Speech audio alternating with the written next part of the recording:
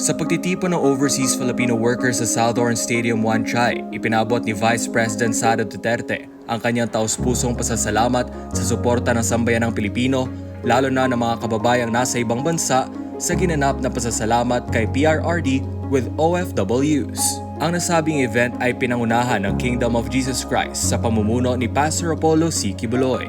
Sa kanyang talumpati, ibinahagi ni VP Sara ang kanyang naging pagbisita kay Pastor Kibuloy sa isang ospital sa Pasig kung saan nagbigay ito ng mensahe ng inspirasyon sa kanya. Bumisita ako sa kanya noong siya ay nasa Pasig Hospital. Sabi niya sa akin, "Ikaw kahit ano man ang sabihin nila, sabihin man nila na kasalanan mo ang lahat ng ito dahil hindi ka tumakbong Pangulo. Ganyan ang nangyari sa buhay mo dahil hindi pwede na ikaw ang mauna at sila ang sumunod dahil wala nang katapusan. Dapat silang mauna at ikaw ang sumunod para matigil na at hindi na paulit-ulit ang kahirapan sa ating bayan." Aniya masakit pa rin sa kanya tuwing naririnig niya ang mga batikos na kasalanan mo yan lahat, Inday Sara. Ngunit sa kabila nito, pinangahawakan niya ang sinabi ni Pastor Kibuloy, "You are where you are intended to be by God, exactly where you are." Patuloy siyang nagpapasalamat sa lahat ng sumuporta sa kanya mula sa kampanya hanggang sa halalan at pabiro niyang sinabi, "At sa susunod na halalan sa 2028, joke lang."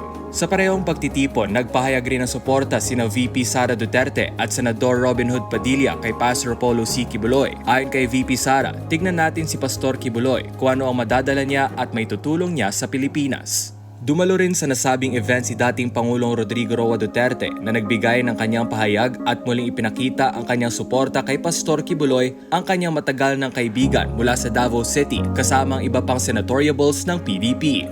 Ang pasasalamat para kay PRRD ay sinagawa hindi lamang sa Hong Kong kundi maging sa iba't ibang bahagi ng Pilipinas. Sa National Capital Region, ginanap ito sa May Kawayan, Bulacan, sa Uyo, Quezon City, Pasig City at sa Parañaque City. Sa Luzon, isinagawa rin ito sa Santiago City, Isabela, Urdaneta City, Pangasinan, Gumaca, Quezon Province at Tabaco City, Albay. Sa Visayas, lumahok ang mga taga-Talisay City, Cebu, Palo, Leyte, Calibo, Aklan, Cabancalan City, Negros Occidental at Bataraza, Palawan. Samantala sa Mindanao naman, itinaos ang pagtitipon sa Kidapawan, North Cotabato, Pagadian City, Zamboanga del Sur, El Salvador City, Misamis Oriental, Valencia City, Bukidnon, at Bislig, Surigao del Sur. Sa Davao Region, naganap din ang pagsasama-sama ng mga taga-suporta sa Agdao, Davao City, Catalunan Grande, Davao City, Tugbok, Davao City, at Panabo City.